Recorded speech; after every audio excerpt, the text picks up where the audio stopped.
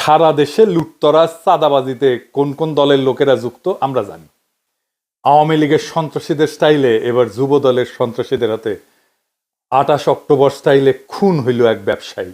পাথর দিয়া বিপুল জিঘাংসা নিয়া থেতলে দিছে সেই ব্যবসায়ীর শরীর। সমকালের প্রতিবেদনে বলা হয়েছে, নিহত সোহাগের কাছে কিছুদিন ধরে ব্যবসার অর্ধেক ভাগ দাবি করে আসতেছিল স্থানীয় যুবদল নেতা পরিচয় দেওয়া মাহিম। সোহাগ তাতে রাজি হয়নি। এই নিয়ে তাকে হুমকি ধামকি দেওয়া হয়। হত্যার আগের দিন তার গুদামে গুলিও চালানো হয়। এই পাথর দিয়ে শরীর থেতলে দেওয়া কোনো নতুন বিষয় না। আমি অনেক আগে থেকেই লক্ষ্য করতেছি, আমি সতর্ক করতেছি বিএনপিকে। দেখেন, আমাদের দেশে ফিরলে বাইচা থাকতে দিবে না বিএনপির কর্মীরা বলে। বিএনপির সাম্প্রতিক আচরণগুলো হয়ে উঠতেছে ভয়ঙ্কর রকমের ফ্যাসিস্ট। আমার পেজে এসে একজন বা দুইজন না, একাধিক মানুষ হুমকি দেয়। কেন বিএনপির সমালোচনা করি? খুন করে ফেলার হুমকি দেয়। আওয়ামী লীগও হুমকি দিত ইনবক্সে, আর প্রকাশ্যে ওরা হুমকি দিচ্ছে 32 নম্বর ভাঙার পরে। কিন্তু বিএনপির কোনো ভয় ডর নাই, প্রকাশ্যে হুমকি দেয়। আমি আজকে একটা দেখাচ্ছি কি কারণে সে আমাদের দেশে আসতে দেবে না বা আসলে বাইসা থাকতে দেবে না, ওটা ওরাই জানে। এরা ক্ষমতা আসলে কি করবে আল্লাহ মালুম। রাজনৈতিক দল তার আশেপাশে বন্ধু রাখে, যারা ঠিক দল করে না কিন্তু একটা লুজ সম্পর্ক থাকে তাদের সাথে। আওয়ামী লীগের কাছে কিন্তু মাস্টার ছিল, সেজন্য আওয়ামী লীগ এতদিন রাজত্ব করতে পারছিল। বিএনপি সবাই শত্রু বানায়। এদের কর্মীদের রাজনৈতিক শিক্ষা এতই দুর্বল, এরা যখন দাবরানির উপরে থাকে তখন কেসো হইয়া থাকে, আর যখন ক্ষমতার গন্ধ পায় তখন নেকড়ে হইয়া ওঠে। যাই হোক, এগুলো নিয়ে আলাপ করবো পরে নির্বাচন। আমার এই যদি মাইরা ফেলাইতে চায় তাহলে তো একজন সাধারণ ব্যবসায়ীকে থেতলাইয়া দেবেই। গতকালকের ভিডিওতে একজন বলতেছে, বিএনপির কর্মী, যে আমি হিন্দু, তাই বাংলাদেশে আমি অশান্তি লাগাই দিতে চাই মুসলমানদের মধ্যে। চিন্তা করেন, এইটা যদি বিএনপির একজন কর্মীর রাজনৈতিক চিন্তা হয়, সেই বিএনপি দেশকে কি দেবে? আমার আর ইলিয়াসের ছবিতে যদি জুতা মারতে পারে, তাহলে একজন সাধারণ মানুষকে খুন করতে তো সমস্যা হবেই না। আমাদের বলে মালাউন, বিএনপির কর্মীরা গালি দেয় মালাউন বইলা। তো এই দল আগামীর বাংলাদেশে নেতৃত্ব দিতে পারবে না। আজ বাংলাদেশে মিছিল হয়, টিনের চালে কাউয়া, তারেক জিয়া সাউয়া। শুনে এর দায় কার? চান্দাবাজদের নাকি বিএনপির অনলাইন ইনফ্লুয়েন্সারদের? এর দায় ক্যাটাগরিক্যালি কয়েকজনের। আমি নাম বলতে চাইতেছিলাম না, কিন্তু আজকে আমি বলবো। আমি তালিকা করে আজকে নাম বলবো। এই তালিকায় প্রথমে থাকবে ফাহাম আব্দুল সালাম, শাহেদ আলম, রাশেদ, বুলডগ মির্জা, অ্যাপোলো, জুলকারনাইন সায়েদ, রুমিন ফারহানা, ফজলু পাগলা, কথা কামাল, মারুফ, বিএনপির সাথে অ্যালাইন্ড হওয়া সিপিবি বামপন্থী ঘটনার লোকেরা এবং আরো কয়েকজন। এরা ইন্টেলেকচুয়ালি বিএনপিকে পথভ্রষ্ট করছে নিতান্ত নির্বুদ্ধিতা থেকে এবং বিগ ইগো থেকে। এরা বিএনপির কর্মীদেরকে উস্কাইছে, যারা বিএনপির শত্রু না তাদের বিরুদ্ধে। বিএনপির ভ্রান্ত ন্যারেটিভ তৈরি করছে এরাই। হুদাই ছাত্রদের, এনসিপি, প্রফেসর ইউনূসের সরকার, জামাত শিবিরের পিছনে লাগছে এরাই সেই ন্যারেটিভ তৈরি করছে। ওয়াকারের সাথে দোস্তালি করছে এরাই। এর ফলে বিএনপির কর্মীরা সারা দেশে দিগ্ভ্রান্ত হয়েছে। পলিটিক্স বুঝতে পারেনি, রাজনীতি বুঝতে পারেনি, আজকার করণীয় কি বুঝতে পারে নাই। বিএনপির নেতৃত্ব বিভ্রান্ত হয়েছে। এমন কইতে পারেন বিএনপির নেতৃত্ব লায়ক না যে তাদের বিভ্রান্ত করা যায়? তাদেরকে যে বিভ্রান্ত করা যায় তারা যে লায়ক না, এটা তো আমরা হাসিনা বিরোধী লড়াই দেখছি, তাই না? সেজন্যই তো বিএনপি এই লড়াইয়ের নেতৃত্ব দিতে পারে নাই। তাই বিএনপির পলিটিক্যাল ম্যাচুরিটি কেমন সেটা নিয়ে প্রশ্ন তোলা যায় আছে। আমি বিরামহীনভাবে বিএনপির এই ভুল রাজনৈতিক কৌশল নিয়ে কথা বলছি। বিএনপি মনে করিছে বিএনপির আমি পাকা ধানে মই দিতেছি, হ্যাঁ, অথচ এরা বোঝে নাই আমার বিএনপির সাথে অ্যালাইন্ড হয়ে যাওয়াটাই সবচেয়ে সহজ ছিল। আমার উপরে ঝ্যাপে পড়িছে। এই ঝ্যাপে পড়ার ইন্টেলেকচুয়াল সাপোর্ট দিছে এই লোকগুলো যাদের নাম আমি বলছি। এরা হেন নোংরামো নাই যেটা তারা করে নাই। তো এর ফল কি? ফল তো একটাই, পিনাকির বালটাও ফেলতে পারে নাই। আর বাংলাদেশের রাস্তায় স্লোগান ওঠে টিনের চালে কাউয়া, তারেক রহমান শুনাইলাম। যেই তারেক রহমানের বীরের বেশে দেশে ফেরার কথা ছিল, সেই তারেক রহমানকে এই জায়গায় নামায় আনার দায় এই লোকগুলার। ছাত্রদলকে হল ছাড়ার আলটিমেটাম দিছে। এই ইডেন থেকে ছাত্রলীগ আর আওয়ামী লীগ বিতাড়নের শুরু হয়েছিল, মনে আছে না? আর আজ তারা লজ্জায় মুখ দেখাতে পারতেছে না। দুর্বিনীত বর্বর মধুলবীদের দলে ভিড়ায় এক সময়ের সহযোদ্ধাদের উপরে জিঘাংসা নিয়ে যারা ঝাঁপায় পড়ে, তাদের উপরে এভাবেই খোদা লানত পড়ে। আমি অভিশাপ দেই নাই, কিন্তু অভিশাপটাই না আনিছেন আপনারাই। রাজনীতিতে লাগে বয়ান ন্যারেটিভ। ওইটা যারা পারে তারাই রাজনীতির গতিমুখ ঠিক করতে পারে। ওইটা আসে এইখান থেকে, মাথা থেকে, এটি থেকে। ওইটা যতদিন থাকবে, যাদের সচিব থাকবে চিন্তায়, তারাই রাজনীতির মাঠে টিকে থাকবে।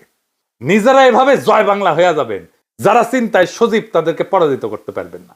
এই সরল সত্যটা মাথায় রেখেন এখন থেকে। বিএনপির এই দশা কারা করলো, কিভাবে করলো এবং কেনই বা করলো, আসেন এটা একটু বুঝে দেখি।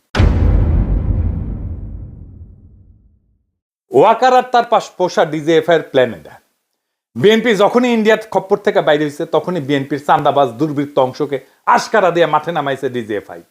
তাদের ইন্টেলেকচুয়াল সাপোর্ট দিছে বিরানি আলম, কচুঘাতি সহ অনেকেই, যারা বাংলাদেশে অ্যান্টি হাসিনা অ্যান্টি ফ্যাসিস্ট রাজনীতি বুক দিয়ে আগলায় রাখতে পারে তাদের বিরুদ্ধে ক্যাম্পেইন শুরু করছে এরা। এই কচুখেতি জুলকার নাইন সায়ের যা বলবে মনে করবেন এটা ওয়াকারের কথা, এটা ডিজিএফআই এর কথা। ও ডিজিএফআই থেকে মাসোহারা পায়। তারেক রহমান আর প্রফেসর ইউনূসের মিটিং হওয়ার পর আমি বলছিলাম ইন্ডিয়া আপাতত পরাজিত হয়েছে, কিন্তু ওয়াকার নতুন প্ল্যান নিয়ে মাঠে নামবে, মনে আছে না? ডিজিএফআই এর লক্ষ্যই ছিল বিএনপির বেপরোয়া অংশকে দিয়া এমন অবস্থা তৈরি করা যেন বিএনপি ঘৃণিত রাজনৈতিক শক্তিতে পরিণত হয়। ঠিক রাস্তায় আগাইছে, তাদের প্ল্যান পরিকল্পনা সফল কইরা দিছে এই কচুখেতিরা, এই বিরানি আলমেরা। এমনই প্ল্যান করছে ডিজিএফআই যেন বিএনপিকে একেবারে ধ্বংস করে দেওয়া যায়।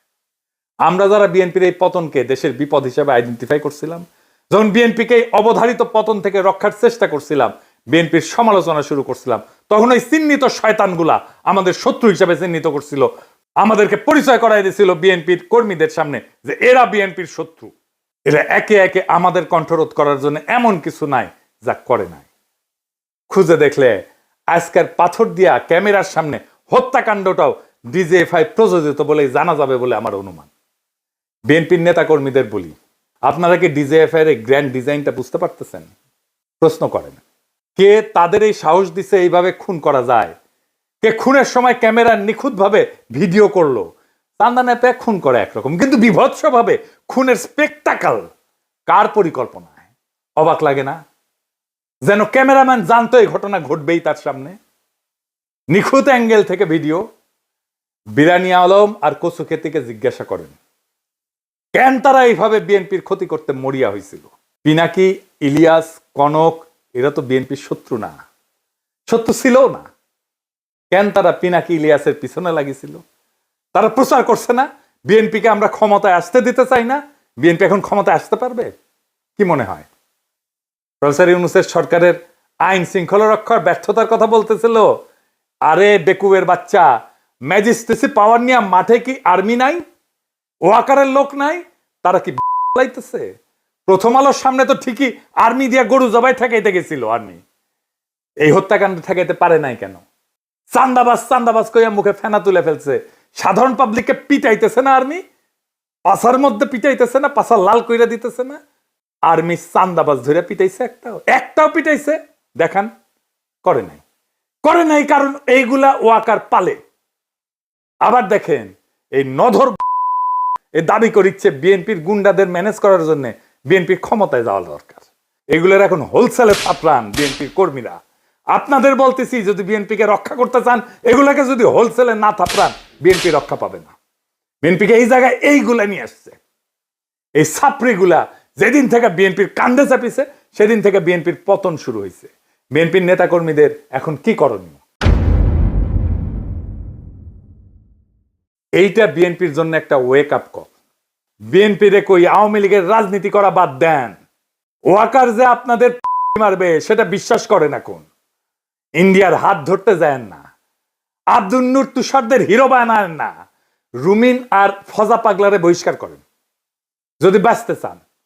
আর কর্মীদের বলেন ছাত্রী আর কচুখেতিদের বয়ান দিয়া প্রভাবিত না হইতে। আর যা যা করছেন এতদিন এক সময়ের সহযোদ্ধাদের সাথে, তার জন্য পাবলিকের কাছে ক্ষমা চান, আমাদের কাছে ক্ষমা চাইতে হবে না। এনসিপি আর জামাত শিবিরের পিছে লাগা বন্ধ করেন, প্রফেসর ইউনূসের সরকারের পিছে লাগা বন্ধ করেন। এখনো টাইম আছে, আপনাদের ফিরে আসার সম্ভাবনা আছে। রাজনীতিটা করেন।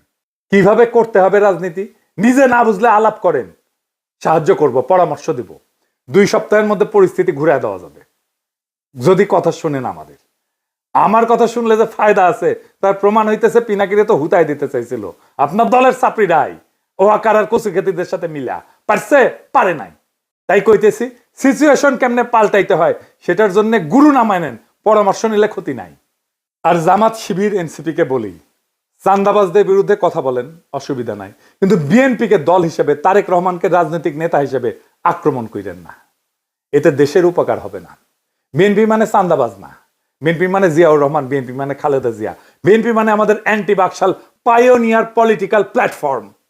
সেটা ধ্বংস হইলে বাংলাদেশ বিপদে পড়বে। বিএনপি আমাদের শত্রু না, বিএনপি আমাদের বন্ধু সহযোদ্ধা। তার উপরে অভিমান হইতে পারে, কিন্তু ঘৃণা করা চলে না। রাজনৈতিক বিভ্রান্তি থাকতেই পারে, কিন্তু বিভেদ ডেকে আনা যাবে না। বিএনপি এই জাতির স্বতন্ত্র চেতনার এক অবিচ্ছেদ্য অধ্যায়। তারেক রহমান ভুল করতে পারেন, কিন্তু বিএনপিকে পুঙ্খানুপুঙ্খভাবে বাতিল করা মানে এদেশের গণতান্ত্রিক ধারাকে দুর্বল করা, এদেশের ফ্যাসিবাদ বিরোধী, ভারতীয় আগ্রাসন বিরোধী লড়াইকে দুর্বল করা। আমাদের শত্রু কিন্তু একটাই, ভারত সমর্থিত হাসিনার ফ্যাসিবাদ। সে জায়গায় দাঁড়ায় আমরা যদি নিজেদের ঘরে আগুন লাগাই, তবে মুক্তি আসবে না বাংলাদেশের মানুষের, আসবে বিভ্রান্তি আর ধ্বংস। তাই সমালোচনা করেন, সংশোধনের ডাক দেন, কিন্তু ধ্বংস ডেকে আনেন না। কারণ আমরা সবাই একই ঐক্যতানে বাঁধা, একই বিপ্লবের সৈনিক। এই সত্যটা ভুললেন না। এই সত্য ভুললে বিপ্লবকে রক্ষা করতে পারবেন না। বিপ্লবকে রক্ষা করাই আমাদের প্রথম কর্তব্য। ইনকিলাব জিন্দাবাদ।